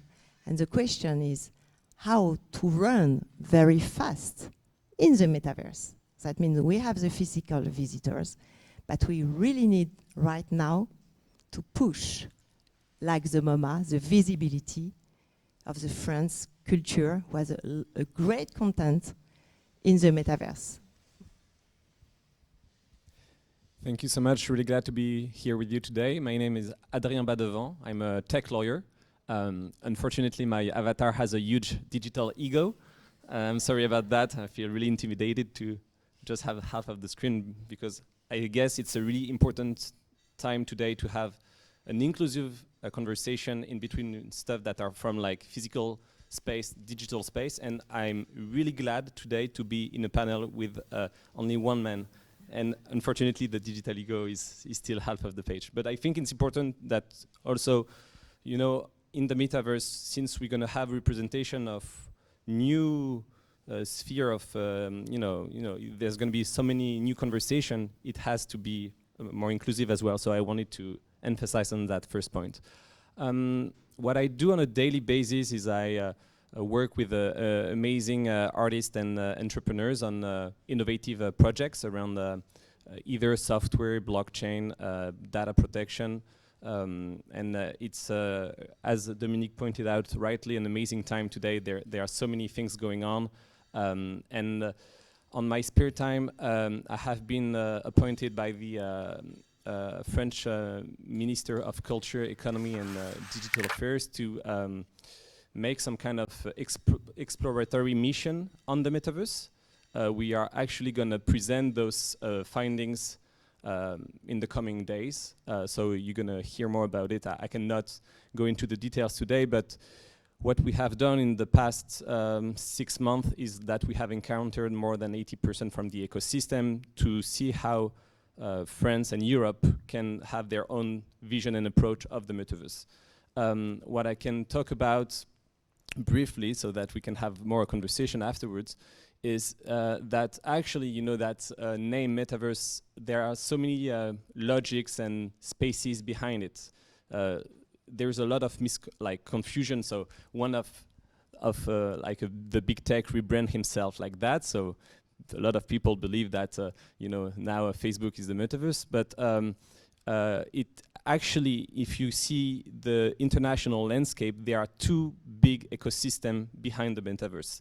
There are people that are coming from VR, AR, so let's say mixed realities, and that they push for the immersive experiences. And there are people that are coming more from the Web3 that you presented really precisely, which is like the approach that you can have ownership over your data, your identities, etc. And so let's say the other ecosystem is Web3 blockchain. And those two ecosystems can actually have some kind of, common horizon in the future, but they look at themselves really in a weird manner, because like the people that are doing immersive experience have been doing that for decades, and they see that the other one gets all the VC money. So they are like, okay, how can I act on that? So what I want to say is I want to have the conversation, an open conversation. I'm not going to be too long, and lawyers talk too much. But if we can just not misconfuse some of the terms, I think it's really important.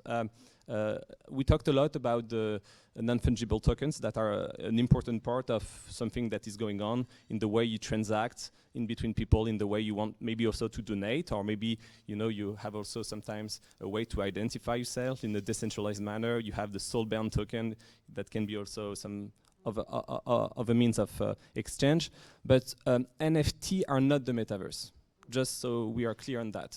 And I've been contributing to some events that have beautiful titles, etc. But sometimes I think there's a huge confusion between the two. NFT are great, a metaverse can be great, but those are like, it's not the same thing. The metaverse basically is the possibility to experience something in a more immersive manner, okay? But some of the metaverse will be linked to blockchains and some won't be linked to blockchain. So I will just give you a few examples and then I'll leave the floor to Oliva. Is like, for instance, you heard about Sandbox and Decentraland, or okay, so basically this is some kind of metaverse that are linked to a distributed ledger technology. And the interesting thing is in the way you have governance over it, you can have a vote of like a DAO, like a decentralized autonomous organization, the way you vote for the next artist to be present in that metaverse, or the way you have been intellectual property rights granted to you can be, governed in a more decentralized manner, or you can have maybe a digital ownership. So those are metaverses that are linked to a blockchain. But there are some metaverses that are not going to be linked to blockchain, and that's going to be fine as well. So just if I had like that first, takeaway, just see that there are a plurality and a very like so many possibilities. And I think for me, the common point, either if it's based or not with even if it's linked to virtual reality, augmented reality, or blockchain, the common part is that those new spaces are spaces of creativity. And this is why we are all here today, and I think that's what's going to be great about the conversation, is it's a new way of expressing oneself and creative stuff. And for this, the metaverse is something that is really going to be great, because instead of, like, for instance, looking at art, you can be maybe dancing with it, playing with it. Maybe you can do stuff that are impossible in real life. You can tag the art.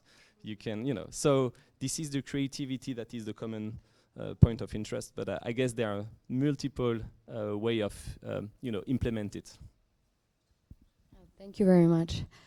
It was very interesting. So I was supposed to moderate, but I'm also going to introduce myself. So it's going to bridge between the two worlds. So I come from the art world and architectural space. I'm still a director at Superblue, which is a company that creates immersive experience in real life. So we have a space in Miami with rooms of James Turrell, and the idea of Superblue was how from a gallery we developed a space for everyone. So it was the first, let's say, bridge between a very small kind of market to a way bigger and allowing everyone to experience art and to really be integrated in things that everyone can enjoy, like from a later 5 years old boy to a very older person, and everyone can understand an immersive experience of art. Rather than museums today are very hard to connect with the cities and connect with everyone and to really be inclusive. That's a very, like most of the museums are quite empty compared to the type of crowds that we have in certain concerts or certain locations. And in the metaverse and games like Minecraft, I started playing and I've realized how actually all of this conversation that I kept doing, you know, London, LA, Freeze, Art Basel, and every time we were talking about how to be inclusive, how to have people coming to our fairs, people coming to our museums. And at the end of the day, on Minecraft, there are 200 million people from around the world with a very, very slow internet connection that are building every day, that are creating every day, that no one knows about, and that are actually much more inclusive and much more sharing a sense of creativity. But because our institutions are not talking about it and are not thinking that that's, you know, a form of art, these kids have actually have their parents take away the console and say, you can't play, you have to come and do this and this and this. But at the end of the day, what are we talking about? Are we talking really about creativity, really about exploring experiences, sharing? And today sharing, I truly believe that sharing is much more intuitive on a game than in a museum. I'm as a young person, I feel when I'm playing, I can play with everyone. I'm not judged by who I am, how I dress, like nothing. I'm an avatar. I can play. I can create. I can dream. There is still a sense of dream. There is still a sense of, you know, space that you can explore. Everyone is sharing their content. There is no ticket. There is no entrance for ticket entrance. You have website where everyone are sharing their maps. They're sharing their, you know, creativity. And I think that's, for me, that was discovering something that was so powerful, like, and super interesting, that I'm like, okay, we're talking about how we can, with institution, you know, create the bridge and but I think, like, for me, discovering the Louvre on the sandbox done by a DAO from the Philippines, they've never came to the Louvre. They spent 3 months recreating every single element of the Louvre. They knew more about the Louvre than myself. And I, you know, we have the chance to live in a city. They come from the other part of the world, they explore our museums, and they really try to reconnect with us through our institution. And I thought that was, I mean, that's a news of the sandbox, for example, or Minecraft, or the metaverse as we're talking, that is, you know, so powerful. So that's where I I come and I'm helping NFT Paris, because also there it's a great project. They're trying to bring to France a really great sense of dialogue between ecosystem and around the world, brands, artists, and they're trying to connect everyone at the Grand Palais Éphémère. And it's a journey, and that's also a hard journey, because there is a lot of constraint also today. So it's how can we actually empower young people to talk about creativity, experience creativity, and not block that. So, Marie, I'm gonna go back to you. I want. Is it working? Not really. I realized that because you said you introduced about the equality and gender, I mean opportunity for. There are some shocking numbers. Like I come from video games, and nearly 1 player out of 2 is a woman, and only 17% to 24% of women work in a video game.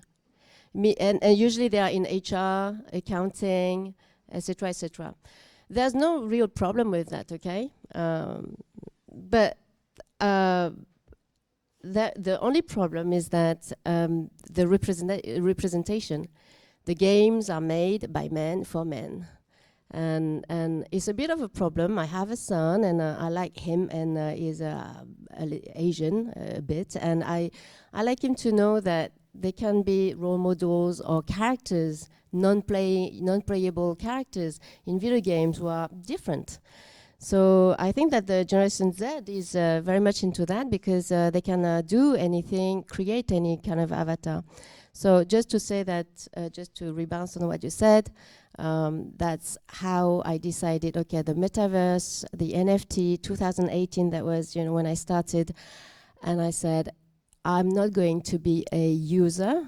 I'm going to be a user in English means something else, but I'm not going just to use and play, but I want to be a creator. So I looked for talents, and we created Nabia. Just wanted to say that. When we prepared this panel, it was because you are so much into Minecraft. You wanted to talk about pixels, I think, because we work a lot with the sandbox, and we do both.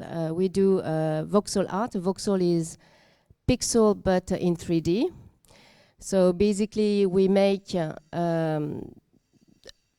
things, digital assets, using cubes, right? So that's the sandbox, that's the Minecraft. Minecraft is blocks, and you use blocks to create whatever you want to create. So our specialty is, as a creator, to create for brands and for digital twins. You mentioned Le Louvre. We are in talks with Institut du Monde Arabe, Arabic World Institute, for the sandbox. And our specialty is how can we take the cubes, and there's no other way because this is voxel art, and introduce lines and curves, because the art director in our studio is a calligrapher.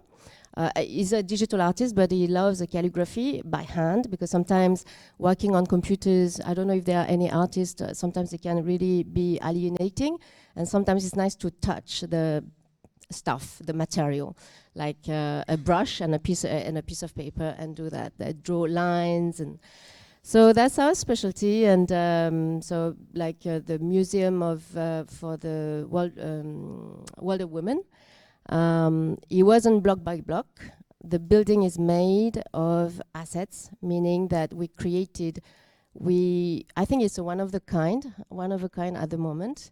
We are the only one who do that. We bring lines and curves, and that's it's very industrious process, because we don't have a program for that. So it's a piece of software. It's all by hand. So yeah. On the sandbox. Yeah? On the sandbox, yes. Because you have to know that creating curves, so creating like say a curve building with blocks is one of the hardest thing to achieve. So. Institut du Monde Arabe, you know, is made by Jean Nouvel, the architect that we love so much. And he made all these crazy moucharabiers on the building, you know, the moucharabiers, and they are moving. They are supposed to move. They must be broken because I haven't seen them moving. And these are in curves, and yeah, that's the job. I would like to, because we create a video games with a Chinese team, Hong Kongese team, and the link with the metaverse, because you spoke about the difference maybe between institutions, cultural heritage, and video games. What our feelings actually is why we win the award with Tencent with our video games, only because we are alone who present art in a video games. That means that, of course, it was a symbol. There is no competitor. That means the content.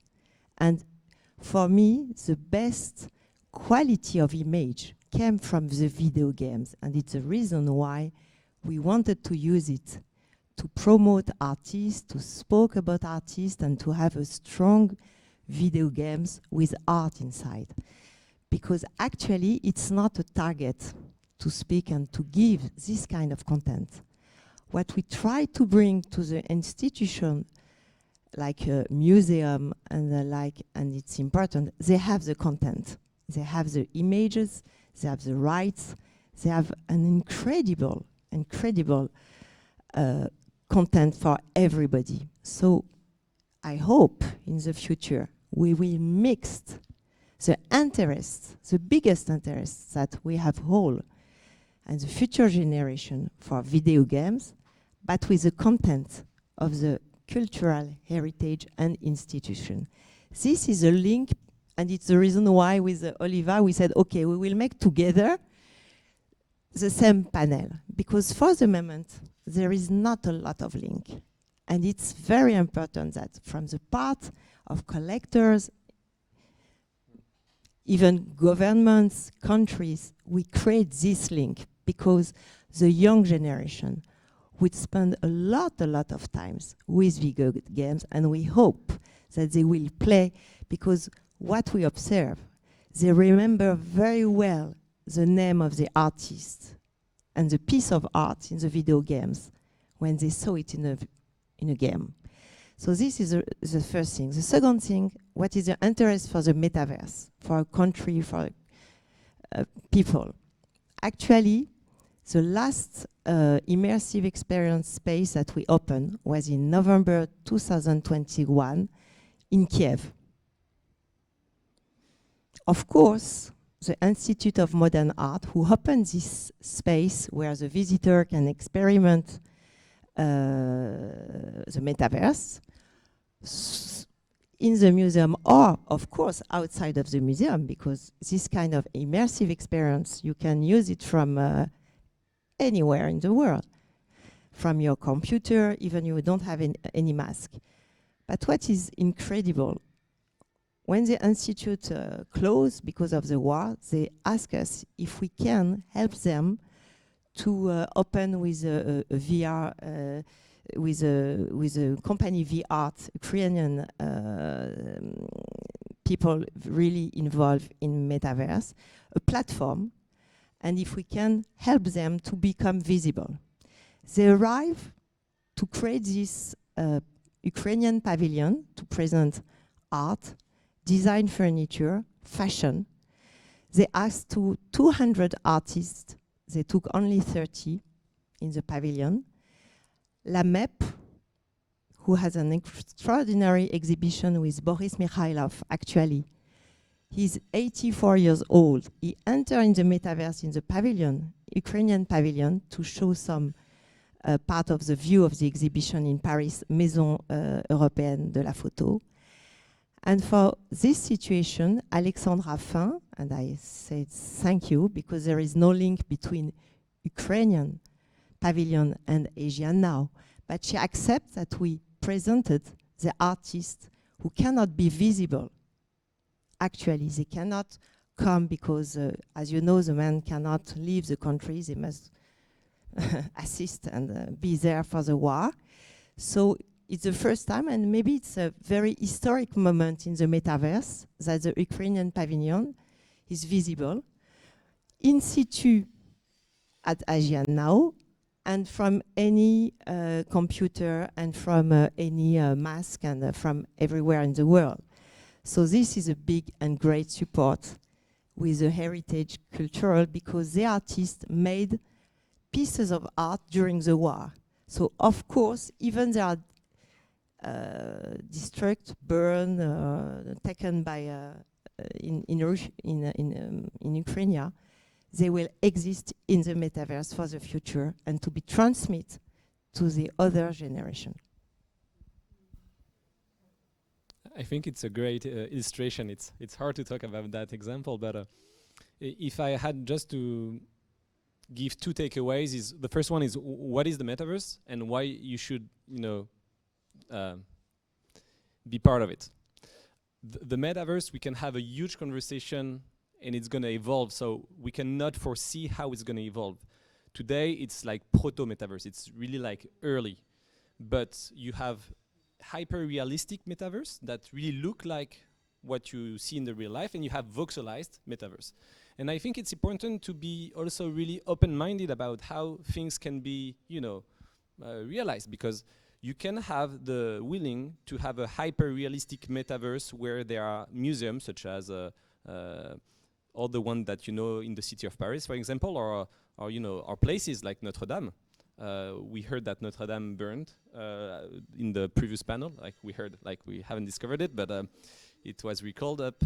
And of course, you can have a hyper-realistic metaverse because you want to go into some spaces of Notre Dame where that you're not supposed to go because for like, you know, you want just to preserve the building and stuff like that. You want maybe to fly in Notre Dame. Maybe you can have some real cool experience.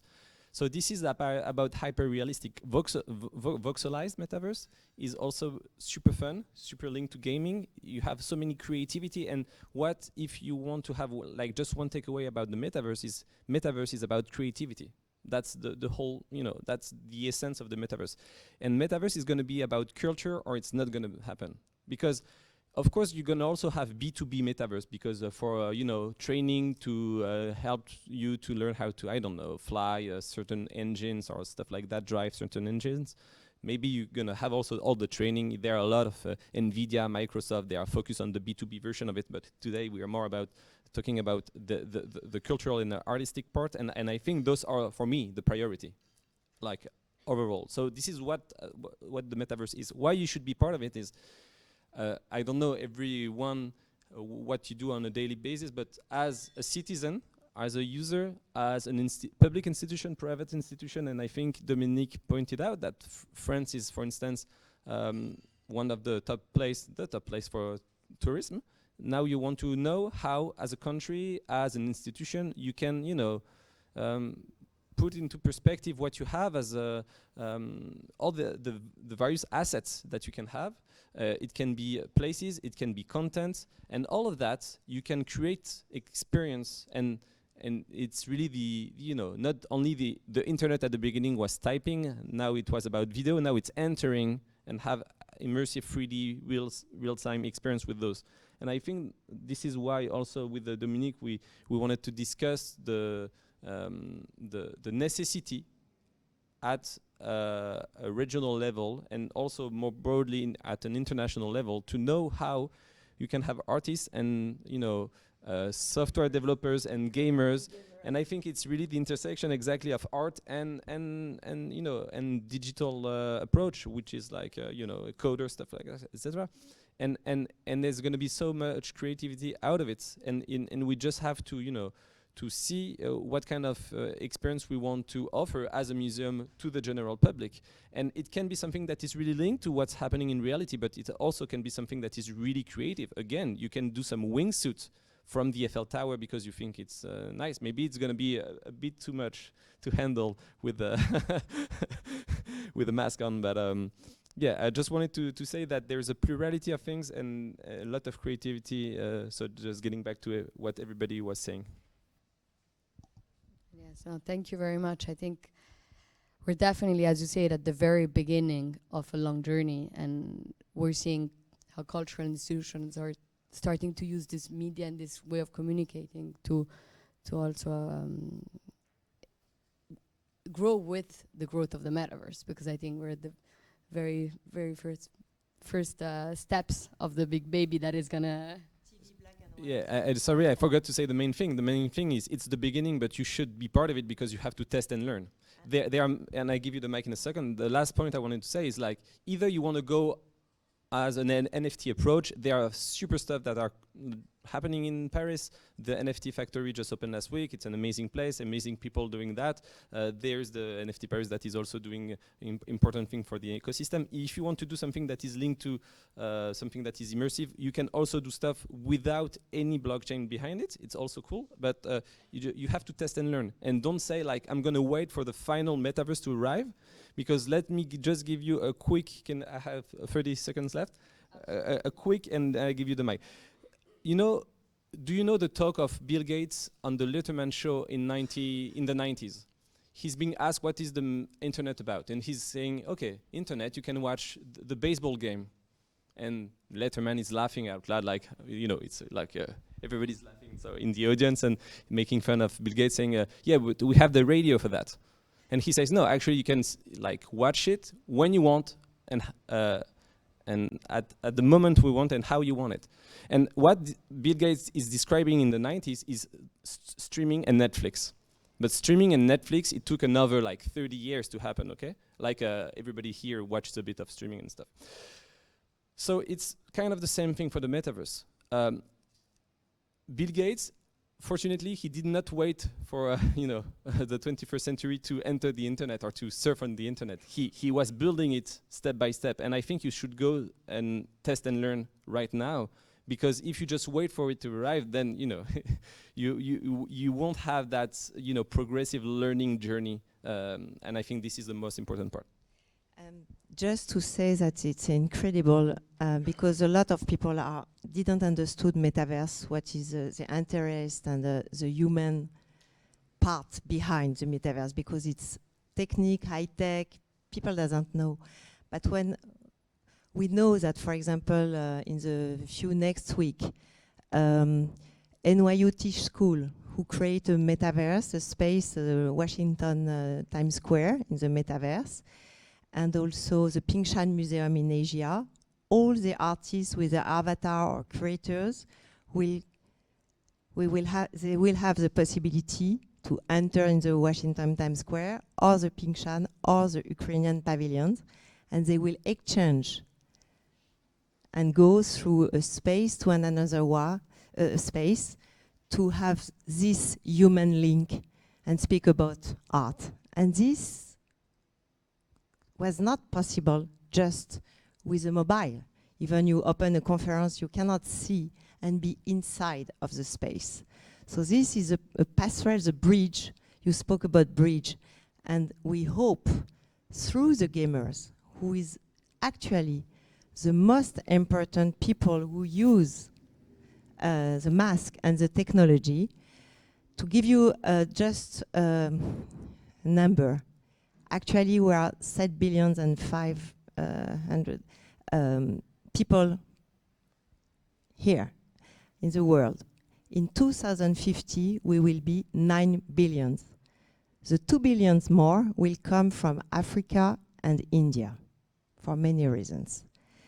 So you could imagine that the people in Africa who have no access today to the Louvre, l'Institut du Monde Arabe, the metaverse will open the door to the people who has no money to come, just the Wi-Fi, maybe some space. Yes, on Minecraft, but they don't see art. They don't see they don't see in the same. And you will have 750 million of people who will speak French and who will appreciate France. Actually, it's very important to give the possibility also to the 750 million of people who will speak French, who appreciate in Africa in 2050, to discover the cultural heritage. This is a link between the people who really be gamers, but also maybe gamers in a space of cultural heritage of contemporary art. We hope that many artists will be also visible through the metaverse and, of course, video games. We have to wrap up because we're very late with the time schedule. But I think, I totally see your point, but as a gamer and as someone that plays a lot of the time and meets everyday gamers and is part of the gaming ecosystem, I would say this exists on Minecraft since 12 years, and we're already meeting up all at the Louvre since years. And it's just a question of how institutions are coming and be guests on our platforms, because these are platforms that are there since years, and gamers in Africa and Brazil, any kind of countries already play on Minecraft, already played on most of these games. So it's a question about also of how you're going to learn to use Minecraft and how you're going to learn to use Minecraft codes and aesthetic and way of communicating. And we don't even need a language, because we don't speak, most of my gamers with who I play, they don't even speak English. So we just speak gaming, and that's the way we communicate. So it's not about French or English. It's about creativity, it's about sharing. And yeah, so I think. The artists, when they ask to visit the studio, they need to speak a language, by the way, English or another one. So in the metaverse, you can ask to the Ukrainian today to give the possibility to visit and see the artworks. This is just the difference, and I love video games, because we launched one in a country where you have 800 million of people connected with the internet. Is not, you know, but and everybody around the world could of course play to these games with art inside. But as you said, you have Le Louvre, but it's not enough for the moment. We push institutions to be more present, even in video games or in a metaverse through the visit with the artist. And you know, to take, for example, the voice of some people who can express poem, give the visibility and explain an artworks. It's different, just maybe, and it's fantastic to play. I think it's together that the people in the metaverse will find through the different platform a link, a social link, you know, to exchange. And I think the most important thing is not to see today. What I learned in technology and high-tech from 1997 is what you see today is the past. That means in the 10 or next 20 years, he will be the future, and we are like the TV in black and white. Alexandre, do we have time for questions? We're off. Okay. Thank you so much, everyone, for coming, and thank Alex. Thank you for coming. I'm just going to speak like 30 seconds. One important thing. So yeah, thank you to all of you. Actually, so the metaverse NFTs is about culture, creativity. So that's really the intuition that is going to take place at the Grand Palais Éphémère on the 25th of February. So it's a creative explosion. It's how gaming, luxury, art, fashion are connected. So that's one first thing. And then second thing, so yeah, Adrien was saying you need to get involved. How do you get involved? One first thing would be actually to experience what NFTs, metaverse, and this culture is, and it's taking place at the Grand Palais. It's a major event with industry leaders, and I hope to see you there. If you want to get involved, just send me an email, and yeah, we'll figure something out. Thank you.